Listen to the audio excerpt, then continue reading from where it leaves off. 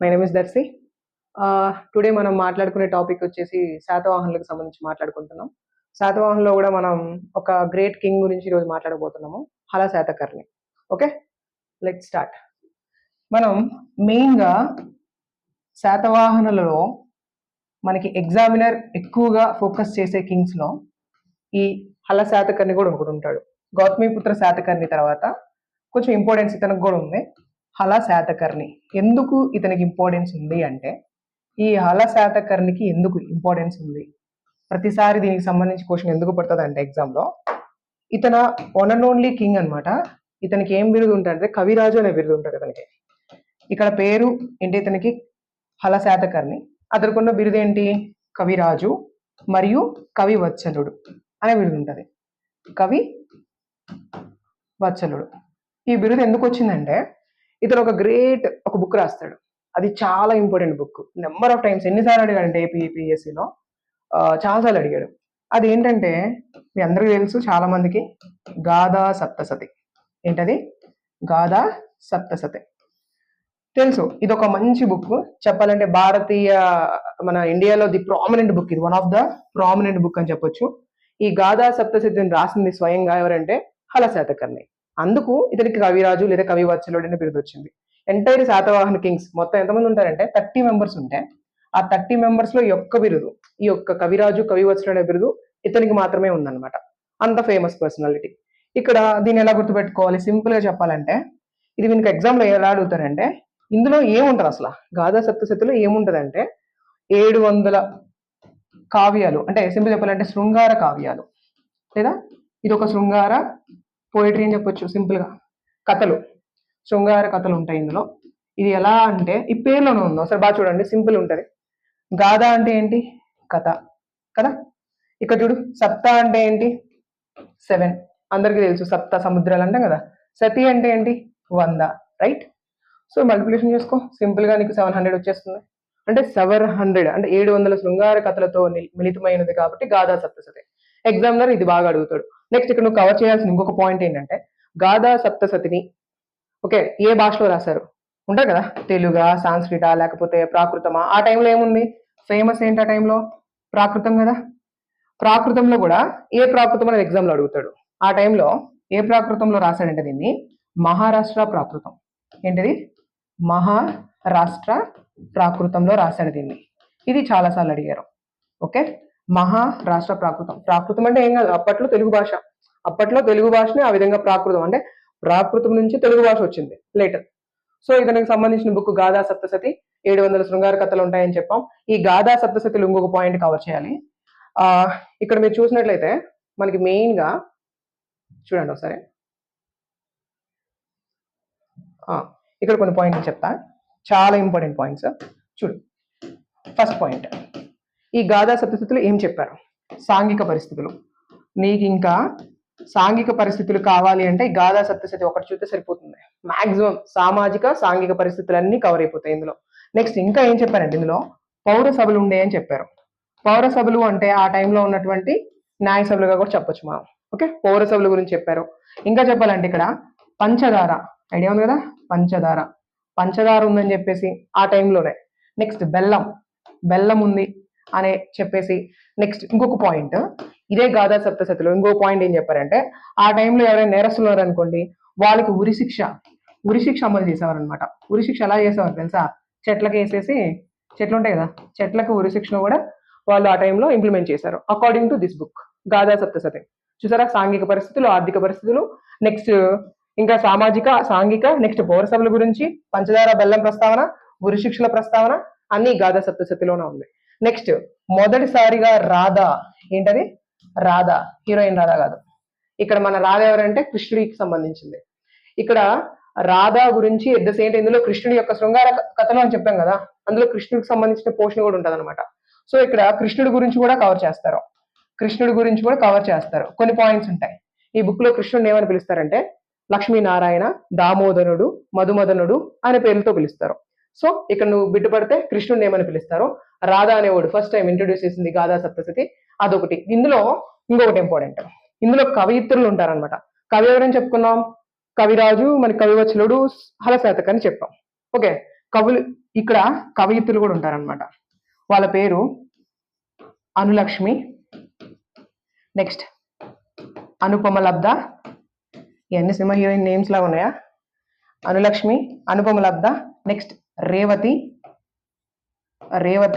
Next Madhavi. So ఇంతవరకు చాలు, ఇంత అవసరం లేదు.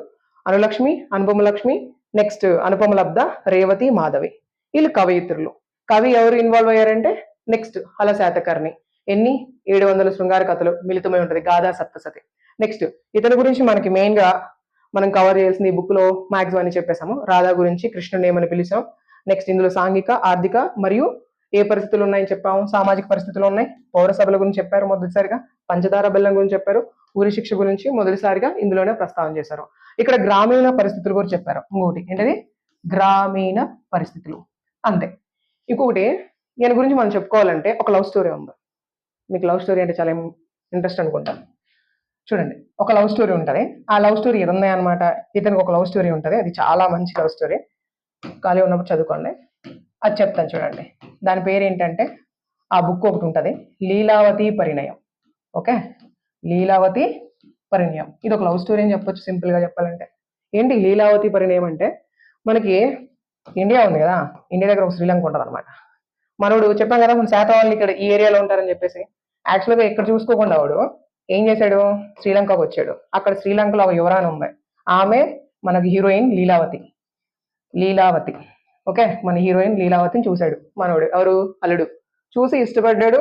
ఓకే, ప్రపోజల్ చేశాడు, తను యాక్సెప్ట్ చేసింది. ఎందుకంటే ఇతను కూడా రాజే కదా మరి. సో ఏమో కూడా రాకుమార్తె, శ్రీలంక నుంచి వచ్చింది కాబట్టి సింహల రాకుమార్తె అని ఉంటుంది మీకు. సింహలం అంటే నథింగ్ బట్ శ్రీలంక. ఓకే, చూడండి శ్రీలంక సింబల్ సింహం అని ఉంటది. సో సింహల రాకుమార్తె లీలావతిని పెళ్లి చేసుకున్నాడు. లీలావతి పరిణయం బుక్ లో రాశారనమాట. ఇది ఎవరు రాశారు ఎగ్జామ్ లో అడుగుతారు. ఇది ఎవరు రాశారంటే, తన బుక్ తనే రాసుకుంటే బాగోదు కదా, అల్లుడు ఆల్రెడీ రాశాడు కదా గాథా సప్తసతి. సో ఇప్పుడు వచ్చే క్వశ్చన్ ఎవరంటే, అది కూడా ఈజీయే, మనం బాగా గుర్తుపెట్టుకోవచ్చు. కుతూహలుడు. ఎవరు, ఇది కుతూహలం కొంచెం ఎక్కువ అనమాట. ఈడు రాశాడు. కుతూహలుడు అనేవాడు లీలావతి పరిణయం రాశాడు. ఎగ్జామ్ పాయింట్ ఆఫ్ లో ఒకటి అడుగుతా, మరి ఇదే భాషలో రాశారు. ఆల్రెడీ అదైతేనేమో ప్రాకృతం, అది కూడా ఇది మహారాష్ట్ర ప్రాకృతం. మరి ఇది నార్మల్ ప్రాకృతం, అది గుర్తుపెట్టుకోవాలి. ఇది సంస్కృతమా లేకపోతే ఇంకేదా అని ఇస్తాడు ఎగ్జామ్ లో. ఇది ప్రాకృతం. ప్రాకృతంలో ఎవరు రాశారు, కుతూహలుడు రాశాడు. ఎవరి లవ్ స్టోరీ ఇది, లీలావతి అండ్ ప్లస్ హల్లుడు. ఓకే, హల్లుడు, వీళ్ళిద్దరి యొక్క లవ్ స్టోరీ మనోడు కుతూహలుడు కవర్ చేశాడు అనమాట ఈ లీలావతి పరిణయంలో. ఎగ్జామ్ పాయింట్ ఆఫ్ వ్యూలో ఎక్కడి నుంచి అడిగితే ఈ పాయింట్ పడుతుంది. నెక్స్ట్ ఇంకొక పాయింట్ ఇతని గురించి మనం కవర్ చేయాల్సింది ఏంటంటే, హలశాతకర్ణి గురించి. మనం ఇతను యుద్ధాలలో పార్టిసిపేట్ ఏం చేయలేదు, అందుకే మనకి ఆ ఇన్ఫర్మేషన్ ఎక్కడ దొరకట్లేదు. కానీ ఇతను మెయిన్ గా మనం ఎలా చూస్తామంటే, ఇక్కడ ఎగ్జామ్ పాయింట్ ఆఫ్ లో ఇతను ఎన్నో రాజు అని అడుగుతారు. ఇది చాలా బేసిక్ బిట్, అడగకపోవచ్చు బట్ ఇంపార్టెంట్. ఇతను 17th కింగ్. ఇతని పేరేంటి, హలశాతకర్ణి. ఆర్ఎల్స్ ఎగ్జామ్ లో ఏమని ఇవ్వచ్చు, కవిరాజు. ఓకే, కవిరాజు లేకపోతే ఏముంటది, కవివత్సలుడు. ఓకేనా. ఇతను రాసిన బుక్ ఏంటి చెప్పాడు, గాథా సప్తసతి. ఇంకా కొంచెం డెప్త్కి వెళ్ళి మిమ్మల్ని ఇబ్బంది పెట్టాలి అంటే వాడు అడిగేది ఏంటంటే, ఇందులో కొన్ని పదాలు చెప్తారనమాట. మీకు చూడండి, మాక్సిమం అందరికీ అమ్మాయిల కంటే ఏమి ఇష్టం, అందరికీ అందంగా ఉండాలనుకుంటారు కదా, అందం అనే పదం ఉంటుంది. నెక్స్ట్ అద్దం కూడా ఇష్టమే కదా మీకు, సో అద్దం అనే పదం ఉంటుంది. ఇప్పుడు మీకు ఇష్టం లేని పదం ఒకటి ఉంటుంది, అత్త పదం కూడా ఇందులోనే ఉంది. అత్త, అద్దం, అందం. నెక్స్ట్ పొట్ట, నెక్స్ట్ పాడి. ఇవన్నీ తెలుగు పదాలు చూడండి, మీకు తెలుగు పదాలు. ఓకే, పొట్ట, పాడి. నెక్స్ట్ తుప్ప. ఓకే, నెక్స్ట్ వేంట అంటే పత్తి, తుప్ప అంటే నెయ్యి. ఈ పదాలన్నీ కూడా గాథా సప్తసతిలోనే ఉంటాయి. డెప్త్కి వెళ్ళాలంటే ఇలా అడుగుతాడు. ఓకే, ఇవన్నీ ఇందులో కవర్ చేశారు కదా. ఇంకొక పాయింట్, మీరు ఇక్కడ కవర్ చేయాల్సిన పాయింట్స్ ఏంటంటే, గాథా సప్తసతిలో తెలుగు పదాలు ఉంటాయి. ఒకటి అందం గురించి మాట్లాడతారు, అద్దం గురించి మాట్లాడతారు, అత్త గురించి మాట్లాడతారు. నెక్స్ట్ పాడి, నెక్స్ట్ పొట్ట, నెక్స్ట్ వెంట, నెక్స్ట్ తుప్ప. ఈ ఏరియా మీద మనకు బిట్టుపడుతుంది గాథా సప్తసతిలో. ఇతను ఎన్నోవాడు, 17th కింగ్. అతని పేరేంటి, హలశాతకర్ణి. అతనుకున్న బిరుదు ఏంటి, కవిరాజు, కవివాచలుడు. అతను రాసిన బుక్ ఏంటి, గాథా సప్తసతి. ఎందులో రాశాడు, అది ఇంపార్టెంట్. ఏంటిది, మహారాష్ట్ర ప్రాకృతం, నాట్ నార్మల్ ప్రాకృతం, మహారాష్ట్ర ప్రాకృతం. అదే ఇతని యొక్క లవ్ స్టోరీ ఎందులో రాశారు, ప్రాకృతం. అదెవరు రాశారు, కుతూహలుడు. ఓకే, అందువల్ల గుర్తుపెట్టుకోవాలి. ఇంకా ఒకే ఒక పాయింట్ ఇక్కడ కవర్ చేయాల్సింది ఏంటంటే, అడిగితే ఇంకా అంతే, ఎగ్జామ్ లో ఇంకా అంతకు మించి స్కోప్ లేదు. ఇతని గురించి అడిగితే ఒకటే పాయింట్, ఇతను రాసింది ఏంటి, ఇంపార్టెంట్ ఇది గాథా సప్తసతి. ఇక్కడే తిరుగుతుంది బిట్ అంతా. ఈ గాథా సప్తసతిని సప్తాసై అని కూడా పిలుస్తారు. ఇంకొక పేరేంటి సప్తాసై. ఓకే, ఇక్కడ అడిగితే దీన్ని దేన్ని బేస్ చేసుకొని రాస్తారు అని అంటాడు. అదొక పాయింట్ ఇంపార్టెంట్. ఇది లాస్ట్ వన్. దీన్ని దేన్ని బేస్ చేసుకొని రాశాడంటే మనకి శ్వేతాంబరం తెలుసు కదా. శ్వేతాంబర అంటే ఎవరు, జైనులా లేకపోతే ఓకే శ్వేతాంబర తెలుసు కదా. శ్వేతాంబర జైన, ఇది జైన శక్తిలో ఒకటి అనమాట. మనకి జైనులు 2 టైప్స్ ఉంటారు కదా, దిగంబర శ్వేతాంబర. ఈ శ్వేతాంబర జైనుడు ఒకడు ఉంటాడనమాట. వాడి పేరేంటి జయవల్లభుడు. ఈ జయవల్లభుడు ఒక బుక్ రాస్తాడు. ఓకే, ఆ బుక్ ఇంపార్టెంట్. అదేంటిదంటే వజ్జలగ్గ. చూసుకో, వజ్జలగ్గ. ఈ బుక్ బేస్ చేసుకొని, ఈ బుక్ ఆధారంగా మనోడు గాథా సప్తశతిని కాపీ కొట్టారని చరిత్రకాల అభిప్రాయం. అది నిజమే, ఎందుకంటే అతను కవి అయ్యాడంటే ఎవరో ఫాలో అవ్వాలి కదా. సో శ్వేతాంబర జైనుడైనటువంటి జయవల్లభుడు రాసినటువంటి వజ్జలగ్గని మనోడు కాపీ కొట్టి కొంచెం మోడిఫై చేసి రాశాడు గాథా సప్తశతికి. ఇది బేసిక్ అన్నమాట. ఇది ఇంకొకటి ఉంది, ఇంకో సోర్స్ ఉంది. మనకి బాణుడు ఐడియా ఉంటాడు కదా, మనకి బాణుడు ఒక బుక్ రాస్తాడు ఫేమస్, హర్ష చరిత్ర. ఓకే, హర్ష చరిత్రలో కూడా కన్ఫర్మ్ చేశారు ఏంటి, గాథా సప్తశతి రాసింది హలుడు లేదా హలశాతకర్ణి అని చెప్పింది. ఏంటంటే ఇది ఒక రిసోర్స్, మొత్తం 2 రిసోర్సెస్. బాణుడు రాసినటువంటి హర్ష చరిత్రలో కూడా గాథా సప్తశతి రాసింది ఎవరని చెప్పారు, హలశాతకర్ణి అని చెప్పారు. ఎట్ ద సేమ్ టైం ఇతను శ్వేతాంబర జైనుడు అయినటువంటి జయవల్లభుడు రాసినటువంటి వజ్జలగ్గని ఫాలో అయ్యాడని చెప్పేసి, ఈ రెండింటిని బేస్ చేసుకొని హలుడు ఈ బుక్ రాశాడని చెప్పేసి కన్ఫర్మేషన్ దొరుకుతుంది. ఇక్కడ ఎగ్జామ్ పాయింట్ ఆఫ్ వ్యూలో మనకు అడిగేది ఏంటిది, ఎగ్జామ్ పాయింట్ ఆఫ్ వ్యూలో మనకి ఏం అడుగుతారని చెప్పాను ఒకసారి చూడండి. క్విక్ రివిజన్ చేస్తాను, అయిపోయింది అంతా. ఫస్ట్ క్యాన్స్ ఒకసారి చూడండి. ఇది ఎన్నోవాడు హలశాతకర్ణి 17th వన్. ఇతనుకున్న బిరుదేంటి కవిరాజు. నెక్స్ట్ ఇతను ఏం రాశాడు, గాథా సప్తశతి. ఎన్ని ఉంటుంది, 700 శృంగార కథలతో ఉంటుంది. ఓకే, ఇది ఏ భాషలో రాశాడు, మహారాష్ట్ర ప్రాకృతంలో రాశాడు. ఇందులో సాంఘిక మరియు సామాజిక పరిస్థితులు ఉంటాయి, పౌర సభలు ఉంటాయి, పంచదార బెల్లం గురించి ఉంటుంది, ఉరి శిక్షలు, చెట్లకు ఉరేసే వాళ్ళు అని చెప్పేసి. నెక్స్ట్ గ్రామీణ పరిస్థితులు కూడా ఇందులో కనిపిస్తాయి. ఇందులో మొదటిసారిగా రాధా అనే క్యారెక్టర్ ఇంట్రడ్యూస్ చేశాడు. రాధ. నెక్స్ట్ కృష్ణుడు గురించి ఇతను లక్ష్మీనారాయణుడు, దామోదరుడు, నెక్స్ట్ మధుమదనుడు అనే వర్డ్స్ యూస్ చేస్తాడు. నెక్స్ట్ ఇక్కడ హెల్ప్ చేసిన కవితలు ఎవరు, అనులక్ష్మి, అనుపమలబ్ధ. నెక్స్ట్ పోతే రేవతి, మాధవి. చూసారా చాలా ఈజీగా ఉన్నాయి కదా. నెక్స్ట్ పోతే లీలావతి. లీలావతి అంటే ఇది ఒక లవ్ స్టోరీ. ఎవరి యొక్క లవ్ స్టోరీ, హలుడి యొక్క లవ్ స్టోరీ. ఆ లీలావతి ఎవరు, ఆమె ఒక రాకుమార్తె. ఎక్కడి నుంచి వచ్చిందామా, శ్రీలంక నుంచి వచ్చింది. పెళ్లి చేసుకున్నాడు. ఓకే, ఇక్కడ ఒకటి కవర్ చేయాలి. ఎక్కడ పెళ్లి చేసుకున్నాడు అని అడుగుతాడు ఎగ్జామ్ లో. వాడి ఇష్టం కదా, ఎలా అని అడగొచ్చు. అదొక్కటి గుర్తుపెట్టుకో, సప్త గోదావరి ప్రాంతం. ఏంటది, సప్త గోదావరి ప్రాంతం. ఇది ఎక్కడుంది, ద్రాక్షారామంలో ఉంది. ఓకే, ఇది ద్రాక్షారామంలో ఉంటది, సప్త గోదావరి ప్రాంతంలో. అది కూడా ఒక టెంపుల్లో చేసుకుంటాడు, భీమేశ్వర టెంపుల్. ఏంటది, భీమేశ్వర టెంపుల్. భీమేశ్వర టెంపుల్లో సప్త గోదావరి నది తీరాన, అంటే లొకేషన్ బాగుందన్నమాట. అక్కడ మంచిగా గోదావరి తీరంలో మంచిగా పెళ్లి చేసుకుంటాడు. ఎవరిని, లీలావతిని. మరి ఈ కథ రాయాలి కదా, ఎవడో ఒకటి రాయాలి కదా. సో కుతూహలుడు రాశాడు ఆ పని. ఏ భాషలో రాశాడు, ప్రాకృతంలో రాశాడు. Okay right. ఇతను ఎన్నో కింగ్ అని చెప్పాను, 17th కింగ్. శాతవాహనంలో ఇతను చాలా ఇంపార్టెంట్ అని చెప్పుకున్నాం. ఇక్కడ గాథా సప్తశతి గురించి అడిగితే, గాథా సప్తశతి గురించి అడిగితే అందులో ఉన్న తెలుగు పదాల మీద ఎగ్జామినర్ ఫోకస్ చేస్తాడు. అది కూడా ఏముంది ఇక్కడ, అందం, అద్దం, అత్త, పాడి, పొట్ట, వెంట, తుప్ప. చూసారా, ఈ పదాలన్నీ తెలుగు పదాలే. ఓకే, మనకి ఎగ్జామ్ ఎలా కూడా అడగొచ్చారు, ఏ బుక్ లో తెలుగు పదాల గురించి మొదటిసారి ప్రస్తావన ఉందంటే గాథా సప్తశతిలో ఉందని చెప్పొచ్చు. నెక్స్ట్ ఈ గాథా సప్తశతికి 2 పాయింట్స్ బేస్ చేసుకొని ఎవరు రాశారు అంటే హలుడు రాశాడని చెప్తాం. ఆ 2 ఏంటి, బాణుడు రాశాడు ఒక బుక్, ఏంటి హర్ష చరిత్ర. హర్ష చరిత్రలో కూడా చెప్పాడు.